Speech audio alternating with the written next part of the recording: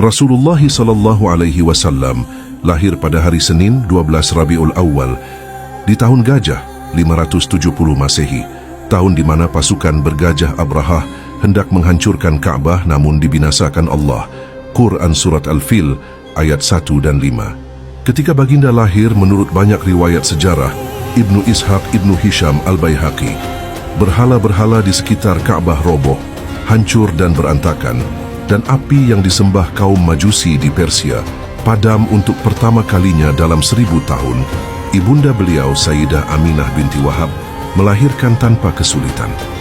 Dalam sebagian riwayat disebutkan bahwa tubuh bayi Muhammad SAW bersih, wangi dan bercahaya, tidak dikotori darah seperti bayi lain. Setelah lahir, Rasulullah SAW disusui oleh ibunya selama beberapa hari, lalu diserahkan kepada Halimah As-Sa'diyah, seorang wanita dari kabilah Bani Sa'ad. Sejak Halimah menerima bayi Muhammad SAW, unta tua milik Halimah yang sebelumnya kurus dan lemah tiba-tiba menjadi gemuk dan cepat menghasilkan banyak susu. Dikisahkan dalam riwayat-riwayat lama dari kalangan ahli sirah bahwa Halimah As-Sa'diyah, ibu susu Rasulullah SAW, memiliki satu sisi dada yang lemah. Namun ketika bayi Muhammad SAW didekatkan, beliau justru menyusu pada sisi itu. Dan dengan izin Allah, sisi yang lemah itu pun kembali sehat dan memancarkan susu berlimpah. Seiring tumbuh besar, Nabi Muhammad SAW kecil dikenal jujur, sopan dan disukai semua orang. Dalam riwayat Ibnu Sa'd dan Ibnu Hisham diceritakan bahwa ketika beliau berjalan di bawah terik matahari, awan bergerak mengikuti dan menaunginya. Beberapa ulama seperti Imam As-Suyuti menyebutkan bahwa fenomena ini terjadi berulang kali, disaksikan baik oleh pengasuhnya maupun para pedagang ketika beliau ikut berdagang bersama pamannya Abu Thalib. Suatu hari Rasulullah SAW bertemu seorang pemburu yang menangkap seekor kijang betina. Kijang itu berbicara dengan izin Allah, memohon izin kepada Rasulullah SAW untuk dilepaskan sejenak agar dapat menyusui anak-anaknya dengan janji akan kembali. Rasulullah SAW mengizinkannya, dan ajaibnya, kijang itu benar-benar kembali setelah menyusui anak-anaknya. Melihat hal itu, pemburu itu tersentuh dan memeluk Islam. Maknanya menunjukkan kemuliaan akhlak dan kasih sayang Nabi SAW terhadap makhluk. Mukjizat besar Nabi SAW yang disebut langsung dalam Al-Quran adalah terbelahnya bulan. Allah berfirman, telah dekat saat itu hari kiamat dan terbelahlah bulan. Quran Surat Al-Qamar ayat 1. Kaum Quraisy menantang Rasulullah SAW. Tunjukkan mukjizatmu jika benar engkau utusan Allah. Rasulullah SAW mengangkat jarinya ke langit dan bulan terbelah menjadi dua.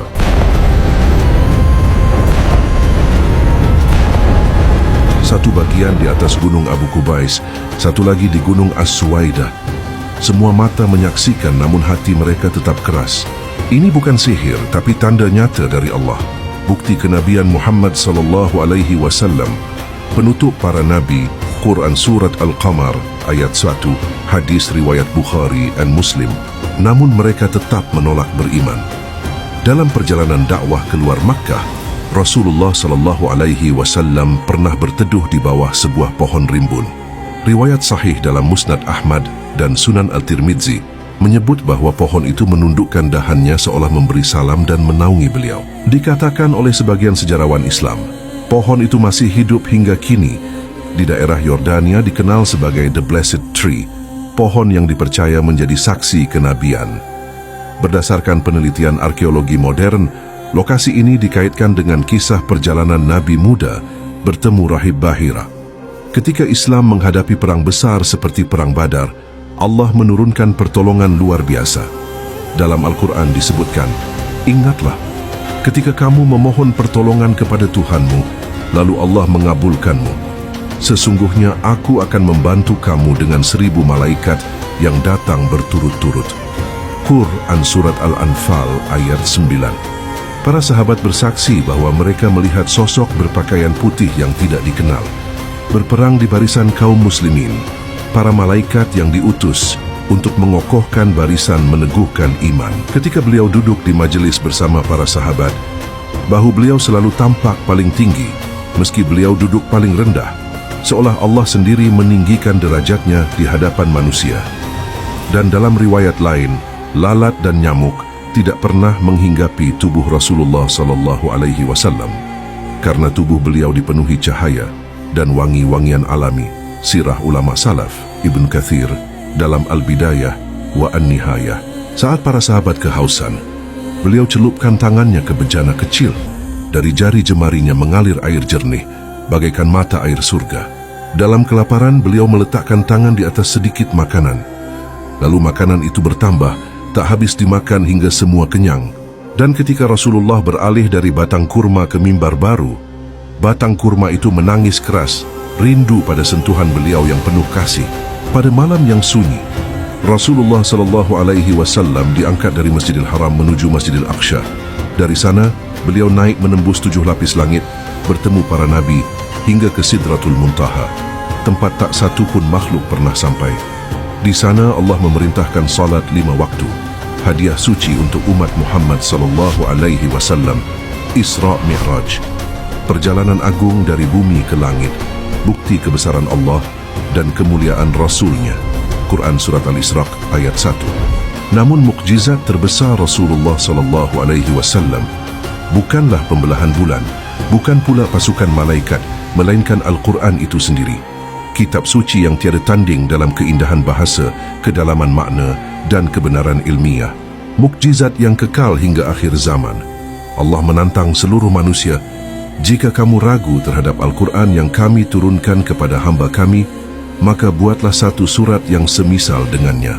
Quran Surat Al-Baqarah ayat 23. Kisah ini bukan sekadar sejarah, tapi pelajaran bahwa Allah menolong hambanya yang jujur dan sabar.